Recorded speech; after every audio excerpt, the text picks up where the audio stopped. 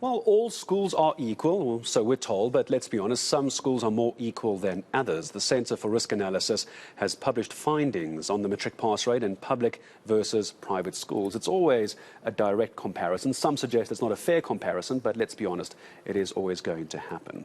It's found that between 2000 and 2001, the number of pupils in independent schools increased by 174%, and that middle class and ever poorer families are now having to fork out money that you don't really have to send children to those schools to get better education.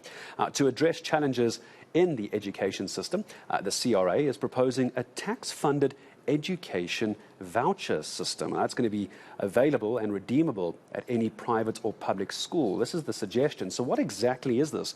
The Centre's Deputy Head of Research, Gerbrandt van Heerden, joining us this morning from the Centre for Risk Analysis. Gerbrandt, good morning. I appreciate your time. Help me understand, what am I talking about here? What exactly is this voucher and why does it need to be tax funded? Good morning.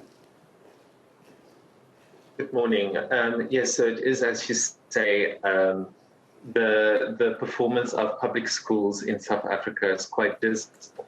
And that is why we've seen the phenomenon of this huge rise in the number of private independent schools. But of course, these schools come with a hefty price tag.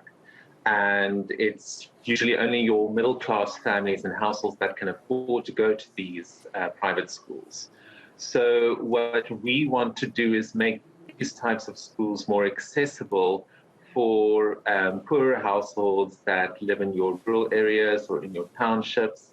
So what we are suggesting is taking a proportion of the budget or the proportion of expenditure that we spend on education, and we divert it to a voucher system that is specific to education. So each family, there will be a means test to determine low-income households. Mm. And each of these low-income households will then get a voucher, which they can then spend on education. And this will financially empower them to have a choice. So they don't necessarily have to send their child to the closest derelict public school because that's the only option in their area. Then use that voucher, send their child to a better performing private school or a better performing state school in the suburbs. So that's essentially what we are trying to push for. And while the pushing is happening, how far down the rabbit hole, Gerbrandt, has this actually gone? I imagine this would need to be dealt with the Department of Education. I'm sure there'll be NGOs wanting to weigh in on this as well. So how far down the road have you kicked the tin on this sort of research? No, so there's still, this is only a policy proposal at the moment, or from us. We haven't made too much progress in getting this into action yet. So this is definitely something that we need to take forward and get implemented. Mm. The problem is that we are sitting with a government who is essentially ignoring the problems that's facing our education system. We make the point in our client note that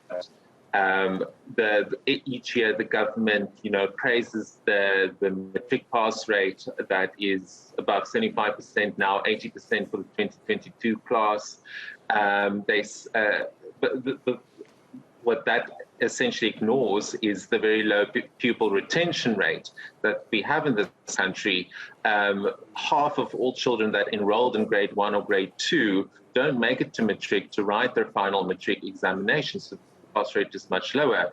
We also have a phenomenon of grade inflation in our public schools where children who keep on repeating the same grade just eventually gets pushed to the next grade to unclog the system.